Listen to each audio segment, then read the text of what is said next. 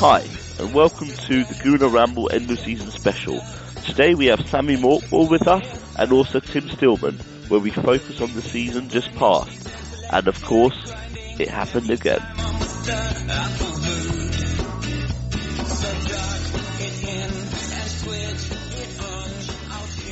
Hello, we now have Sami with us from the Daily Mail. Hello, Sami. Okay, how are you? I'm very good. Recovering from, well, probably not the best season, but at least we got a smile at the end, because it happened again. You know? It did. It keeps happening, and it's whenever we think it's not going to happen, it just happens again. It's obviously in Tottenham's DNA, isn't it? I saw a stat that they finished above every Premier League club apart from Arsenal, which is a strange stat, but I suppose it's a stat you guys quite like. It's probably the only stat we've liked this season, to be honest. Yeah. But I mean, we'll maybe touch on that a bit after. But I mean, generally, your views on the season as a whole, and let's try and keep it balanced. Let's try and have some pros as well as cons. But you know, how do you think Arsenal have done this season? Definitely, I think you're right. You know, I think when you look at the season as a whole, you finished second. Would you have taken that? At the start of the season? Maybe, I don't know. Maybe some Arsenal fans would, but I think the problem with that is that obviously Leicester have actually gone on and won the league this season, and it was a great opportunity for Arsenal to lift the Premier League trophy, and they haven't done it. So, for all intents and purposes, for all the talk of yes, we finished second, we finished above Tottenham again, which put the smiles on your faces. You can't look away from the fact that this was an opportunity, and it's an opportunity missed. Now, with Pep coming to Man City next season, United may have a new manager and will spend heavily. Liverpool are going to come again. Leicester will even strengthen, so they'll be stronger next season. So are Arsenal going to have this opportunity again come next year? It's interesting. I mean, the question you asked about would we have taken second at the start of the season? I think if you say someone's second, you think they've probably given it a good shot in terms of the title. You probably would have thought that they've stayed in it till the last weekend or second last weekend, and you would have thought maybe, and you would have thought with City, with Chelsea, with you wouldn't have even mentioned Leicester, but you would have thought second probably represents a good season. But I think because of Chelsea self-exploding, City after Pellegrini, basically their heads were completely gone. They turned it around for a game or two, but they didn't win in the last 5. I mean, that's quite unreal. And then obviously with Louis van Gaal at United, which you can sort of see the despair from their fans. You would have been a bit disappointed, I think. I mean, let's break the season up. Let's the season to the 2015 aspect from the season. I mean, we went to Leicester, we won. We beat Man City at home. We beat Man United at home. We beat Bayern Munich, obviously, in the Champions League. There were some dodgy results in there as well. But generally, 2015 was a good part of the season. I mean, do you remember much of that, or was it just too long ago now? No, absolutely. I thought, turn of the year, Arsenal were flying, weren't they? Petr Cech was heralded as the guy that was helping you along the way to winning the Premier League at the time. Despite you guys making just one signing at the start of last season. What did you think about that one signing? Just to go back to that, while you mentioned it, I mean, what was your thoughts last season when Arsenal were the only club, as everyone keeps telling me, not to sign an outfield player in the top 5 divisions and all that stuff? What was your thinking then? At the time, I thought it was a mistake, and I think times proved that it probably was a mistake. I think you can see where Arsene Wenger's coming from. He wants to continue. He wants a continuity. He doesn't want to sign players for the sake of signing players, and I get that, but. The thing with Arsenal is that obviously the money's there. The coffers are full. If you've got to pay over the odds for for a footballer you want, then pay over the odds, get them in, because that could be a difference at the end of the day of of winning league titles or finishing second. Now, who's to say that if they did make another signing last summer, who's to say that they would have won the league? But at least when you've got the player on board, you give yourself that opportunity, and you can have, you can't have any excuses. And now I think maybe some Arsenal supporters will be thinking, what if we did go and sign whoever it was, whoever was the flavour of the month this time last year, and and I think at the end of the day, I think the decision not to sign any outfield players last season has proven a mistake. I mean, even signing El Neni maybe in last summer rather than January might have made a big difference. I don't know. Perhaps, and I think. But listen, you guys have had, Arsenal have had a nightmare with injuries. Who's to say if Santi Cazorla had stayed fit, did pick up that injury at Norwich, that you wouldn't have finished above Leicester. Who's to say that if Sanchez didn't pick up that hamstring injury and was out for, I think he was maybe 2 months. Who's to say that you weren't? So there's peaks and troughs, and there's bumps along the way, and during Premier League seasons. Yeah. But I think if they had signed particularly a goal scorer, a striker, then you might have just been able to pip Leicester to the title. We lost Coquelin, I think, end of October against West Brom. We lost Sanchez and Cazorla in that game you mentioned against Norwich. Which out of the three do you think was if you could go back and you could prevent one of those injuries, who would you have chosen? Certainly, for me, Santi Cazorla. I think he's and having worked, having covered the club for a number of years now, and have an understanding of how Wenger's sort of tactics and mind works. Cazorla is integral to the quick transition from defence into attack, and I think without him in the side, I think we found that. I think Liverpool, Arsenal were lacking.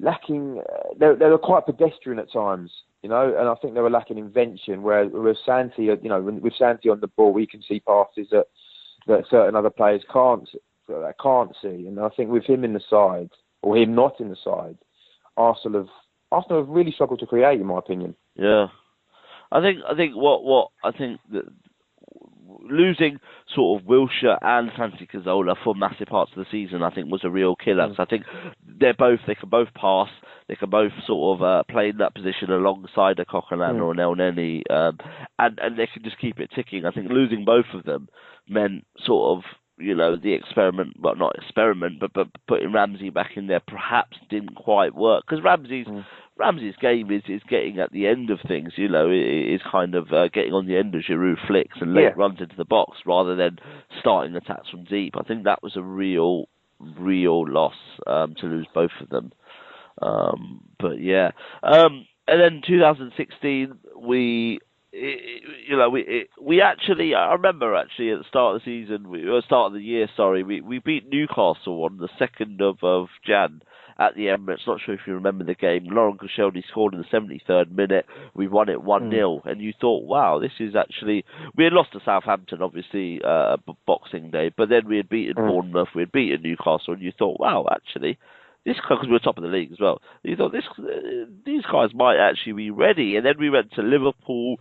We drew 3-3 last minute. Joe Allen goal, went to Stoke and drew, and then opportunities against Southampton at home where we had about 20 shots, couldn't score. We lost at Old Trafford. We lost at Swansea at home. Where do you think was the turning point? What game was it where you thought Arsenal aren't going to win this league? For me, it was the United, the United game away at Old Trafford. I know it was quite late in on the season, but you were still there or thereabouts at that time, and you could still hunt down Leicester and Tottenham. Yeah. And, for me, that was a massive mental obstacle to get over, to go there. United were under strength. They had injuries, obviously. Rashford's obviously come on leaps and bounds, but Rashford was an unknown sort of teenage centre forward then. But this young this young United side, particularly in moments during the game, played this experienced Arsenal side off the park. And for me, that was the moment I thought, well, no, this Arsenal side isn't ready. And it's interesting because Arsenal thing always, I see him most Fridays at London Colney at press conferences, and he always, he's resounding in the fact that this squad has a mental capacity, this mental strength that he keeps on going on about. But at crunch times this season, when they've needed that mental strength the most, I think they've been found wanting and lacking. And for as much as Arsene Wenger rates, his sides, that side of his team's sort of game, I'm not sure that they've got that mental strength yet. And I think they'll need one, maybe two experienced signings of players who have been there, seen it, and done it this summer to get them over the line next season. Which positions would you? I think to be honest, I think you go right across the spine of the team. Agree. You go right across the spine of the team. I think they need players. They need players in those positions. Granit Xhaka's virtually done. That will get done. But there's been rumours in the press about the valuation being a little bit sort of apart. I don't know what you've heard and if you think. No, I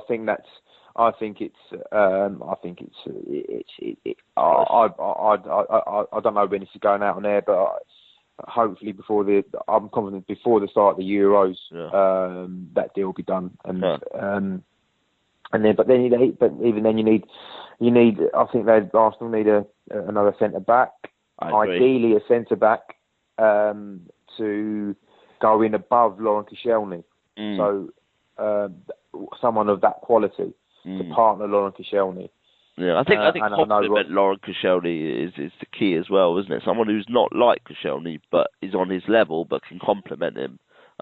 Absolutely. Koscielny's. Well, I think essentially what they need is a per Mertesacker type, but with legs, with a bit of pace. I think Per Mertesacker's been a great servant to Arsenal, and he's a great player to have around London Colney, to have around the squad. Yeah. But Premier League football's so quick nowadays, and I think, and we've seen it numerous times with Mertesacker. I think while he understands the game and his reading the game is superb, second to none. When it comes, when he's faced up by a quick, nicky centre forward, I think he struggles. So I think that will be that should also be a priority for Arsene Wenger this summer. And then obviously a striker who's going to go and get you 20, 25 goals a season. They can get those, and I think they've got a great chance next season. Yeah, I think those are the exact same three positions I've been saying. There is other things that Matty Debuchy will probably go permanently, which means we need to have another option at right back. I think Kieran Gibbs, there's questions over, even sort of Walcott-Chamberlain. I mean, what do you think will happen to? I mean, Callum Chambers, you think would stay? Either maybe go out on loan, which I would actually like, but Gibbs, Walcott, Chamberlain. What's your instinct? What have you heard? What do you think will happen with them three? I think there's a fair chance that Kieran Gibbs will go. I think he may want to. I think he's happy to stay and fight for his place, but I think by the sound of things, Arsenal have got designs on signing another left back this summer as well, which could push him further down the pecking order. There's been talk of Ben Chilwell, but I think Ben Chilwell is probably going to end up at Liverpool now. There's Kieran Tierney at Celtic. They like, and then there's the Bolton left back whose name escapes me at the moment, but there's certainly interest in left backs, which is that because they're planning for life without Gibbs? Are they sort of? Yeah, I think so. I think Nacho Monreal's the first choice. I think he's proved himself to be first choice. Been very consistent this season, and I think they are planning for life with that Kieran Gibbs. Now, Kieran Gibbs, I think he'll have 2 years left 2 years left on his contract, so he could dig his heels in. But I think both parties will see sense, and I think he could be one to go.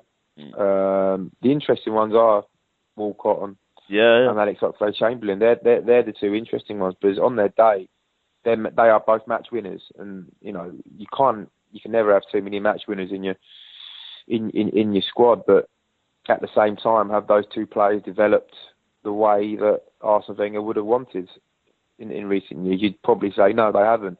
Walcott, he goes through spells, doesn't he? He goes through. He started the season on fire. He was, he was the club's number one striker, and we thought, well, now he's finally showing his potential in that role he wants to play in. But then he fell off the pace a little bit, and then he struggled to get back in the side, which has essentially cost him his place in the Euro 2016 squad. Chamberlain's obviously struggled with injuries this season as well, but I think Chamberlain's a fantastic talent. He can play, in any of those attacking midfield positions. He can also play in centre midfield.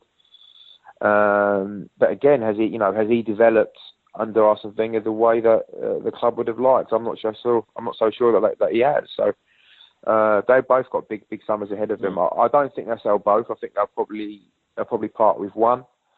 My money would probably be on Theo to stay, and they may listen to offers for Oxlade-Chamberlain. Do you think the Welbeck injury makes a difference? Exactly. And I think that's why. I think with Welbeck sort of due to miss a large chunk of next season, Walcott is an instant replacement. He can play in all the roles in all the positions that Welbeck can. So he could stay. Whereas Chamberlain's essentially an attacking midfielder. He couldn't fill a role up front if necessary. So for me, I think it would be Walcott to stay and Chamberlain to maybe go. It'll be an interesting one, because Chamberlain's only 22. He's such a young lad, and that I think it would be a real shame if he. I think I would actually put him out on loan. I know it's unusual to put sort of first team players like that out on loan. I'll remind you that he kind of started against Barcelona. He started against Barcelona at home, which was a huge show of confidence. I thought, but I think he needs games. Along with Callum Chambers, they both need games. It's sort of worked for Carl Jenkinson a little bit, where he was playing a lot for West Ham. Obviously, injury stopped his season, sadly. But I would be disappointed if we let sort of Chamberlain go, and I think Walcott, as we said, will stay purely because of the Welbeck injury. I think it's good to keep the squad together and then add to it, rather than lose a few and have to replace them, and then you've got the same numbers, because obviously we've lost 3 players, which we'll come on to as well. But I think it would be a shame to lose any of them, but time will tell, I guess. I agree. I think you're right. I think they want to keep the majority of their squad there, but I think every summer there's sort of, as you said, there's peaks and troughs. The players are going to want to leave if they're not playing regularly. Players are may want to stay to fight for their place. So there's always ups and downs during the transfer window. There's always a shock couple of moves that you haven't that no one saw coming. So it remains to be seen what business they'll do. To be honest, 2 years ago when we signed Callum Chambers, it was a very random signing in terms of there wasn't much coverage around it, because everyone was focused on Sanchez and co. But Chambers, for a lot of money with add-ons, came in and kind of was under the radar a bit. So yeah, we'll certainly see. As I said, we saw 3 players depart. I'm not going to dwell on sort of giving long tributes to all 3, because that's been done probably on every other podcast and blog. But I think the most interesting one is Mikel Arteta. He spoke after the game and said that the door is very much open at Arsenal, so you would think some sort of a coaching role. We know he's had an offer from Man City because of his relationship with Pep Guardiola, and we also know Spurs are interested because of Pochettino, again, his relationship. Where do you think Arteta will end up? And I think I think we're pretty sure that he won't continue to play. So what do you think Arteta will do this summer? Personally, I think the Manchester City role is too good an opportunity to turn down. It isn't every day that you get the opportunity to work alongside, Pep Guardiola. and Man City are going to be a force next season. Let's make no bones about it. He has got a big job on there, but he will revolutionise out of that club and the way they play. And Mikel Arteta will learn loads under Guardiola next season, whereas his role at Arsenal will probably be much more peripheral. He'll probably be an academy role, learning the ropes. Freddie Ljungberg has done there, and Thierry Henry's done there as well. So it will be very much in the background. But I certainly think that the role with any opportunity to work with Pep Guardiola next season will be too good a chance to turn down. I mean, in an ideal world, you wouldn't mind Arteta going and learning under Guardiola, learning at City, and then maybe coming back at Arsenal in a slightly higher capacity, whether it's an assistant manager, whether it's even a manager, I don't know. But you just feel, we've seen Patrick Vieira go to City and stay there and stay there and stay there, and then gone to New York. Yeah, that's never that in an ideal world. Of course. Yeah, let them go off and. Let them go off and get their experience and come back better managers or better coaches or whatever. But it very rarely happens that way. As you said, as we've seen with Patrick Vieira, when he rolled in at City, everyone thought, oh no, this is great. We could get him back one day. But it very rarely works out that way. They have their own agendas. He's now, as you say, he's now in New York. And he's ingrained in that whole, Manchester City, that whole Manchester City way. So can you see him leaving? Can you see him leaving that group? I'm not sure we can. So if you were to let Arteta go as well, and he gets, if he impresses there, and he can, if he impresses there, he can get a role probably anywhere. Not particularly Arsenal. So it's not always a given that they'll come back. Two other players are two big players, I would say, Alexis Sanchez and Mesut Ozil. 2 years left on their contract each, which is quite well documented. Talks seem to have stalled a little bit, whether that's we're not privy to kind of what the conversations are, how long things like these take. But it does seem like it's something stalled, and then you'll have the Euros where the Arsenal players would have gone already. So, or certainly left Arsenal. So, when will those conversations take place? You would think. Will it be after the Euros? Will it be start of the season? Will it creep into Christmas? What do you think is going to happen there? And again, what kind of stuff have you heard? I think it's a bit of posturing in terms of Mesut Ozil. I know that they've been discussing for a period now. And my understanding is that they're pretty close to him agreeing a new contract.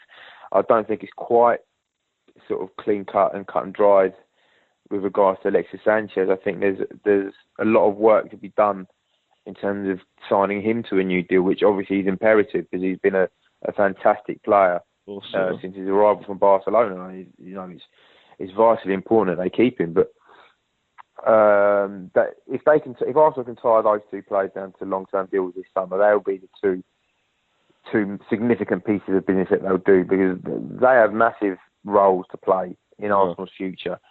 And if either of them go, and God forbid if both of them go, it would be a huge setback for a club of that size, for two of essentially their two best players leaving the club would be a huge blow, or not signing contracts would be a massive blow. So if they can tie those two down, I think that leaves them in good stead for next season.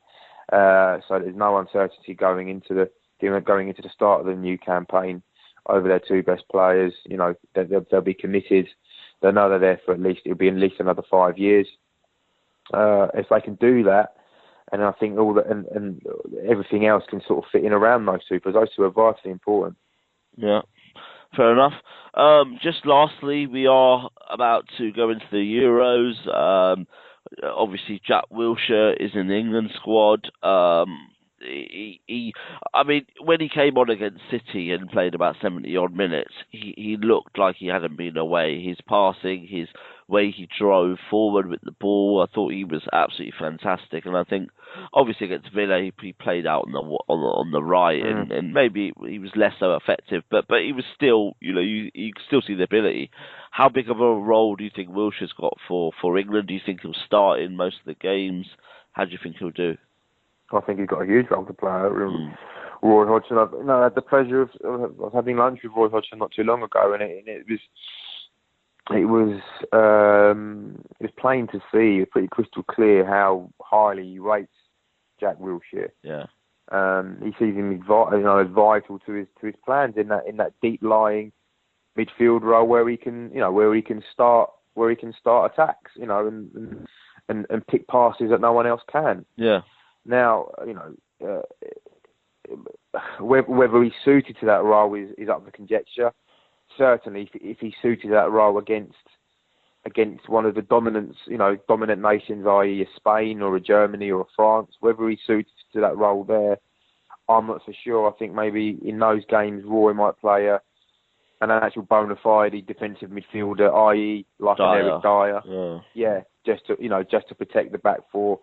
But I think certainly in the group games, you're playing against Russia, Wales, and Slovakia, or Slovenia. I think certainly in those games, they will be, Wilshere will be playing in those games because England will be expected to start those games and play and be on the front foot and attacking in those games. And I think Wilshere is perfect. He's perfect for that role in terms of starting attacks, and I think Roy sees it the same way. I wonder if Dyer and Wilshere will start in even all of the group games, and I think then there's a decision what to do with Ali and Rooney. But I can see Rooney playing out wide with this Welbeck injury. Actually, I can honestly see Rooney playing out wide with Ali in the number 10, sort of behind Kane, and then you've also got the other position out wide for a Vardy or a Sterling or someone with maybe a bit of pace. But I mean, it's you can see that happening. I think absolutely. Roy's got options now as well, which is a good thing. I do have a fear though that once if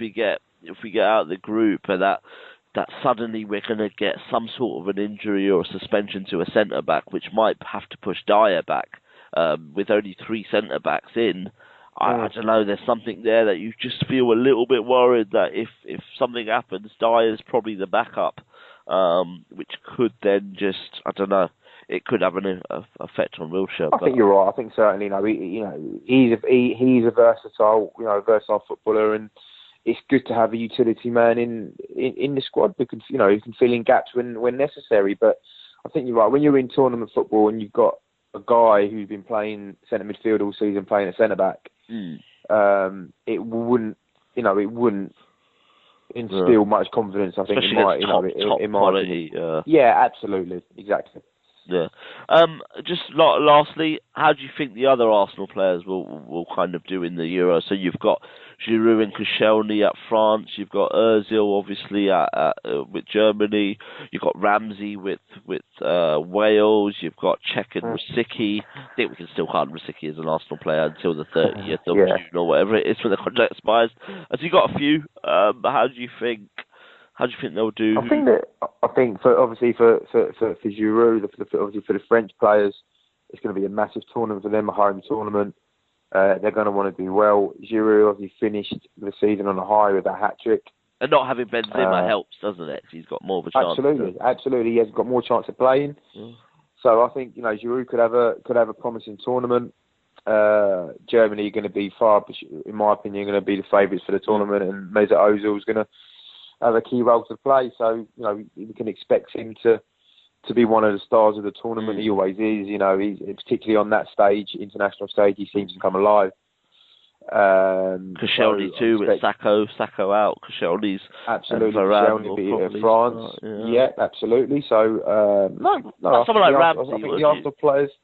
Ramsey with Wales. It's a big opportunity for Wales, isn't it? It's going to be massive. It's going to be massive for Wales. Yeah, their first tournament in God knows how long. I don't even know what. I don't know either. How long it is, but they're going to be so up for. And I think, particularly for Ramsey, who got that injury, didn't he, quite late on in his. Can't remember if it was a hamstring or a calf, but he got the injury, and I think it was.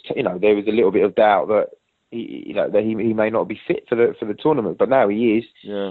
him and Bale, I think, will carry the Wales's hope into the tournament, and particularly with Bale, who's a fantastic player, and with Ramsey supporting him for midfield, I think they've got a terrific chance of getting out of the group along with England. Yeah, especially because of the new format, it is a lot easier to get out of the group, isn't it? Out of the group, absolutely. Yeah. So I'd expect Wales to have a fantastic chance to get out of the group. Wow, listen.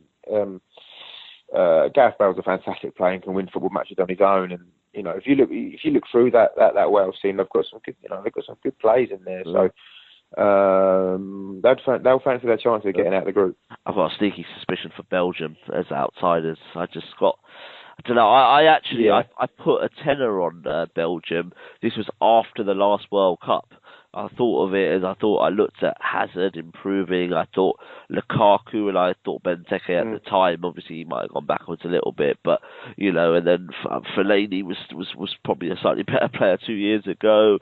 And then you looked at the back line, with Vertonghen and with both Spurs lads. Vermaelen's still around. Kompany obviously is out, but at the time I thought Kompany would be in, and then Courtois would have improved. It's just, I don't know, I've got a sneaky suspicion Belgium will be the surprise. A little bit, yeah. No, I'm not sure they'll win it, but they'll go far. Don't you? You get those little golden generations. England had it, didn't they? In the Gerrard, Lampard era, and it never quite crystallised. So they've got a fantastic squad, but it's whether they can do it on the day, on the big occasion, and I think that's the lingering doubt with Belgium, isn't it? Yeah, absolutely. So we'll end with obviously what we're both here to talk about, which is Arsenal. In an ideal world, where do you think Arsenal will kind of what's your prediction for next season already? So that's kind of taking into account what you think will happen in the summer. How do you think Arsenal will sort of start next season? It's a very open-ended question. I honestly think. I think the best I can hope for, next season, and it may sound negative, but the best I can hope for is a top 4 position, because Man City are going to be strong next season, make no bones about that. Chelsea are going to come strong again after their disappointing season. Man United, they could have a new manager, could have Jose Mourinho, could be in charge by then, and that puts a whole different complexion onto things. Obviously, Arsenal are going to come strong again. Listen, they're going to strengthen. They're certainly going to strengthen. They're going to spend.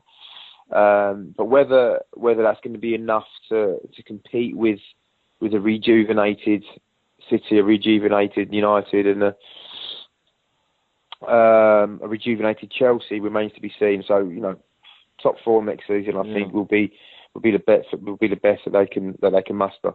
Well, let's hope we re-sign the 2 big players and then add to the squad and have a good start, I guess. But anyway, Sami, thanks for your time. Thanks for your insight, of course, and enjoy the Euros, I guess.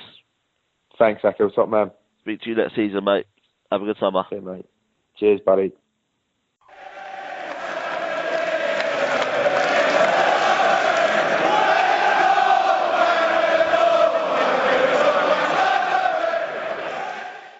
And now we have Tim Stillman joining me.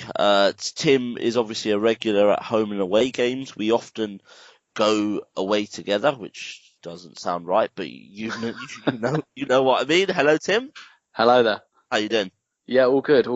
Recovered from the "it happened again" episode? Just about, but I've still got that warm glow from it. Yeah, I don't think we're going to lose that for the whole summer.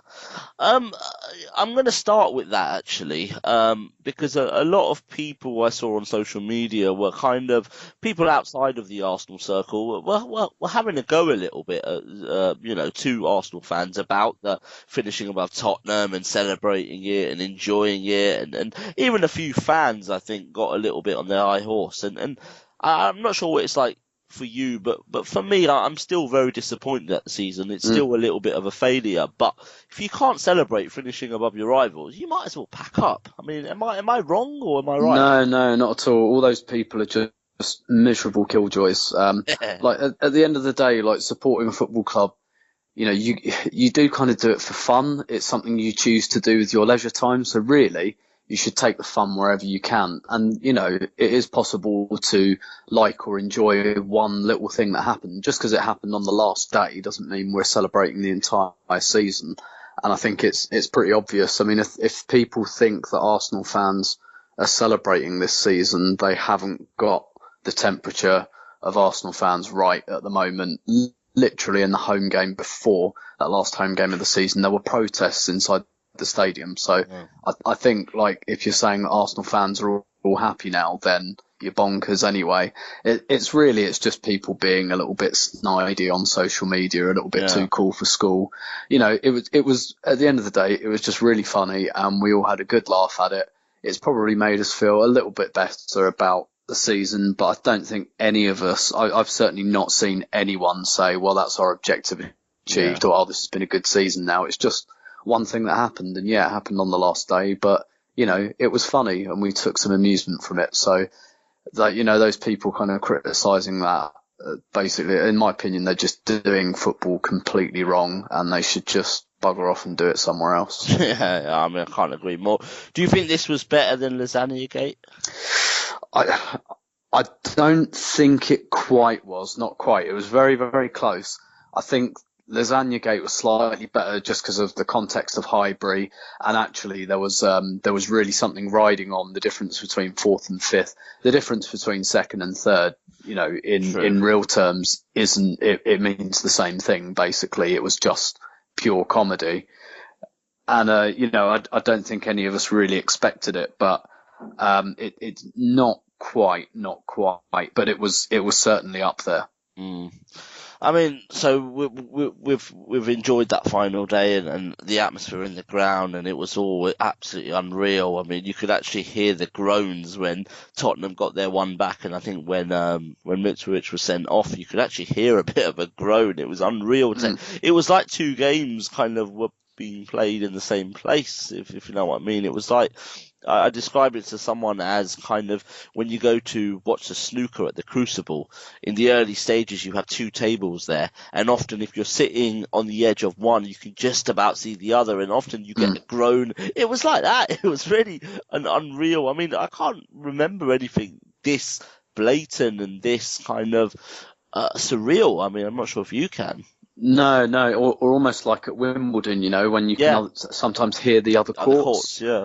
And it was, and I think because we're at home to Villa as well, and everyone pretty much expected us to win, it was almost like they felt like they could take their eye off of our game. I mean, I found it quite difficult in the stadium, precisely because, I mean, I remember Lasagna Gate at Highbury and everything, and West Ham missed a penalty that day, and there was a big confusion because people cheered when the penalty was given, but it was missed. So, like, something wasn't relayed in communication, and I thought it affected the players a little bit. 1-0, like, they started to look a bit anxious, and I was a bit like, right, concentrate on this. But as soon as we went 2-0 up, I was frankly more interested in what was happening at St James's. And it had a really nice chronology to it, because as soon as we went 2-0 up, it just felt like that's when Tottenham really collapsed. So as soon as we relaxed about our game, their game, like, you know, the anxiety came out of that as well, because they just fell apart. So it was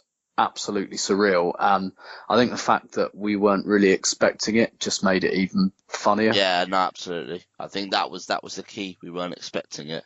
It was just such a surprise. I thought it was going to be quite a painful day, actually. I thought we would win 1 or 2-0, be all very dull.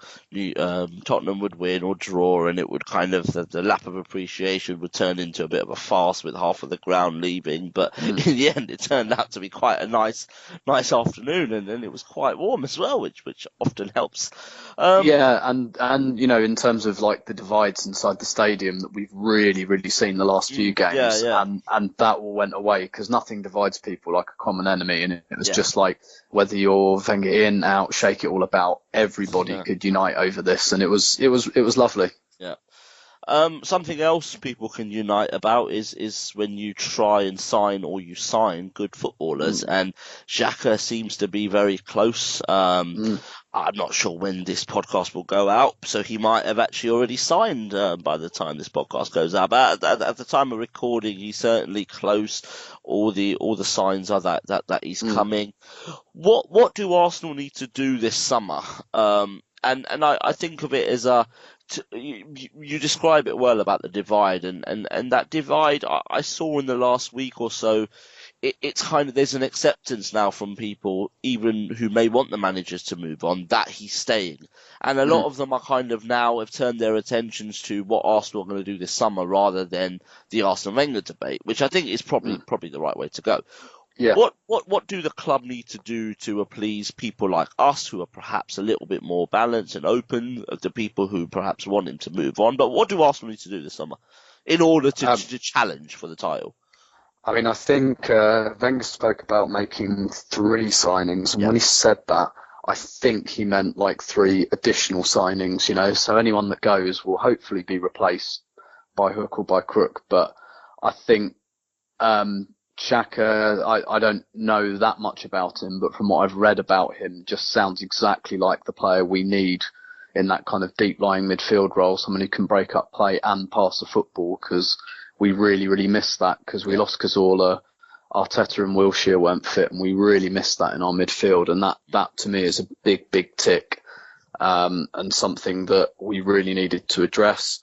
I know it's really difficult, and you know it's difficult to get players in this position, and blah blah blah, etc. But there has to be a striker. Like it just, I think Arsenal are in the realms of they can't afford not to have one. We haven't scored enough goals in the last probably 3 seasons now. And that has to be addressed. And with the kind of amount of chances that Ozil's creating that aren't being taken, you know, a good striker would absolutely love to come to Arsenal because he's got a very good chance of being first choice. Yeah. And he's got someone like Ozil behind him, you know, pulling the strings. I think the Welbeck injury forces that even more and makes it even more obvious. Indeed. Yeah. Indeed, because we know what we're going to get from Giroud. He's good, but he's not, you know, number 1 choice. Yeah.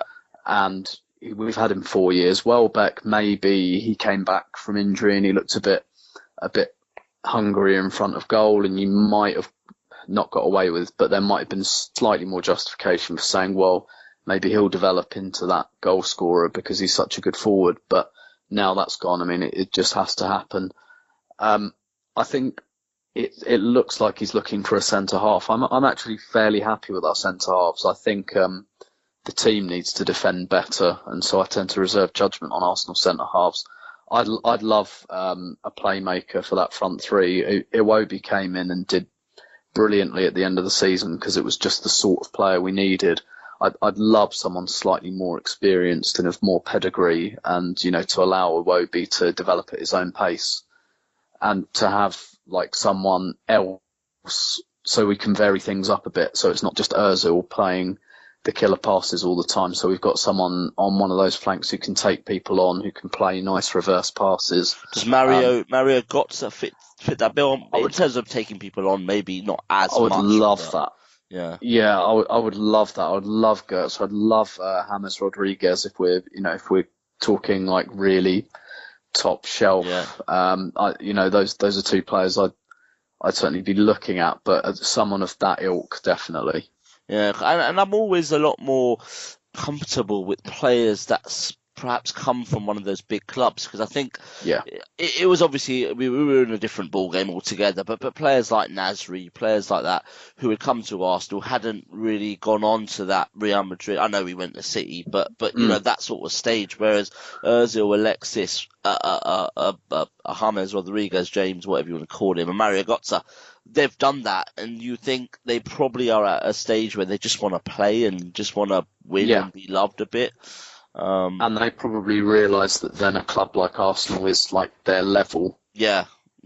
Which isn't a bad level at all. Of course, yeah. But they're not quite, you know, the top player in the world in their position, probably like top 5 or so, which is probably the level that we're at, really. So yeah, definitely. I think those players are much less likely to then want to go to a super club and sit on the bench again. Yeah, exactly. I think when you get the feel of it, I mean, I'm sure we'll touch on Özil and Alexis shortly, but I think in the centre back thing, it's something I've been thinking about, and I've spoken to a lot of people, and it's I would like a centre back kind of in, and that's not saying that Gabriel and Koscielny can't play together, or whether I'm not happy with the current sort of back line, but it's more to release Callum Chambers, because I would love Callum Chambers to go out on loan and play 30 games, 35 games, and see what he's about, because I really believe there's a player in Callum Chambers, but I just think sitting on the bench is doing him no favours. Of course, training with the team and stuff, you can't, that helps, but ultimately to deal with the pressure, to deal with to improve your technical level, you need that pressure of a game, and I just think Callum Chambers on loan would be great, but then that does mean we leave ourselves a bit short. So yeah, I wonder if he'd have gone on loan had Debussy stayed, yeah, maybe. I think Debussy going did him no favours at all, because then he kind of had to stay as the backup right back. And then in those FA Cup games, he played, but he played at right back, which is not going to be his future position. It's not his best position. Perhaps if Debussy had stayed and he'd have played at right back in those games, Chambers would have got a run out at centre half. But I agree. I think he looks like a real talent, but he certainly needs to play more than he's playing at the moment. Yeah. Another thing is we have someone on our podcast called Clive, who I think you might have even I know Clive. Yeah. And he thinks very deeply into it. He's some of the things he comes out with is absolutely something I'm not intelligent enough to think about. but I think it's something you probably are. And what he was saying was he would like Koscielny and Gabriel just switched in terms of sides. So at the moment, Gabriel was playing on the right, Koscielny on the left. He thinks just a simple thing is switching them, purely because you have your best centre back behind sort of Bellerin, who's our most offensive, and then you have Monreal slightly coming in to help Gabriel. Do you think something as simple as that could actually improve the defence? I know what you mean about the midfield then have to defend, and you got to defend from the front, but something like that, would that? I think that sounds like a very decent idea, actually, because we probably haven't quite moved on from when it was Sanya in our defence. And, Sanya was playing alongside Mertesacker, and therefore he was able to kind of cover for Per a little bit and shift in and almost make a third centre-half. And he was quick enough to kind of help him out. And he was very, very good on the back post. And, I think that sounds like a really decent idea to me, actually. And I completely reserve judgment on that partnership at the moment. Like I said, I just think Arsenal are so open that it's kind of unfair on our centre halves. And I think that's part of the reason Chambers got such little game time, because the manager was clearly trying to get some chemistry between Gabriel and Koscielny. That said, he did kind of give up on it and put Per back into the team before Mertesacker got injured. So who knows if he really trusts that it's going to work in the long term. I suspect maybe not, and that he might buy a centre half. Yeah. As I said, I'm one of those who wants a centre half. I think that sort of spine we've been talking about would suddenly look so much better if you did have a centre half and a striker in there with Xhaka, with Cech, with obviously Özil in the number 10. And if we're not playing Mertesacker anymore, and we've lost Arteta, those are two guys from the spine of the team who are real leaders. And I think Koscielny and Gabriel, whatever their defensive qualities, neither of them is like a leader. Yeah, no, exactly. And so maybe he'll look for someone with a little bit more authority, a little bit more vocal in there. Yeah. I mean, that brings me on nicely to Mikel Arteta, actually. I'm not going to sort of dwell on all three of them and have a hour-long tribute or anything, but all three of them have done well, done their job. We'll always remember that goal from Flamini at the Lane. But I mean, Mikel Arteta's an interesting one, because he's obviously got three offers to stay. One with Guardiola, one with Pochettino, and obviously one at Arsenal, and he's pretty much confirmed it. But it does look like the City option is kind of the favourite. If you're a betting man, that's what you would bet on. I personally would love Arteta to stay. I think he cares about the club deeply. I think he's a leader. I think players trust him importantly as well. And you remember in the middle of the season where there was 4 players that got the team together and had a bit of a clear the air meeting, and it was Arteta, Mertesacker, Rosicky, and Cech. Obviously, Rosicky's gone. If Arteta goes, suddenly we are in trouble leadership wise. Do you think Arteta? What do you think will happen with Arteta, and what would you like? I think he will go to Manchester City, and I think he probably should, because if he wants to be a good coach, he's obviously had this coaching thing on his mind for a couple of years. Yeah. Arsene Wenger's obviously, tapped into it because he's spoken about it a lot. So I think that process has probably already begun. And, Mikel Arteta signed a 1-year contract last summer, and we clearly gave him that contract not entirely because of what he would do for us on the pitch. There was clearly a lot more that they thought he brought off the pitch. And I'd love him to stay as well. But that said, I think he'll become a much better coach if he varies up his education a little bit. And he's basically spent the last couple of years, obviously, with Wenger, analysing closely what he does. And if he then gets the chance to work with Guardiola, that's at the age of, is he 34, 35? Yeah, I think he's about 34, 35. Yeah. And what an education that is already. Before he turns 40, he'll have worked basically with Wenger and Guardiola in coaching roles, and there's not much better grounding than that. Do you fear if he goes to City, though, he'll stay at City? In terms of what I mean is, like a bit of a Patrick Vieira went there. We're all hoping he comes back one day. I mean, there might be something more into it with his relationship with Wenger now, but it does seem like he's kind of ingrained in the City way. He's gone to New York and is being touted to be a future Man City not captain manager. Do you think Arteta could go that way? He might do. Vieira's not getting on brilliantly at New York. Obviously, they put him in that role because, it's a sister club. Yeah. And they put him in that role to kind of test him a bit, almost like what Madrid did with Zidane. Yeah. But he's not doing that well by all accounts. And I actually think it's as simple as that between Arsenal and Vieira, that Wenger just didn't think he'd make a good coach. Yeah. Maybe. With Arteta, that's possible. He could stay with us, but I'm just not sure he'd be as good a coach than if he goes. So it's a bit of a catch-22. He could go to City, get a brilliant education under Guardiola, and become a brilliant manager for them or someone else, or he could stay with us, but not be quite as good a coach, but then we'd still have him. So it's a tough one, isn't it? Yeah. It is a tough one, yeah. I think he will go to Man City. I think he probably should. I think he's the kind of guy that will look to broaden out, and I tend to think he probably won't, say take over from Guardiola and manage Man City. I think he might try another country or something. He might go back to Spain or something like that.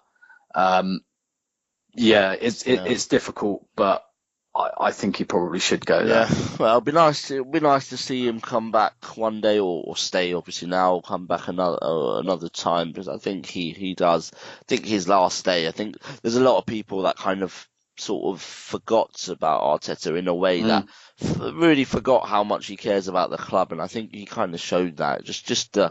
He was very emotional as he went off. He was obviously his interview after, and I think he's kind of he's changed a lot of minds. I think just in that sort of one he gets it.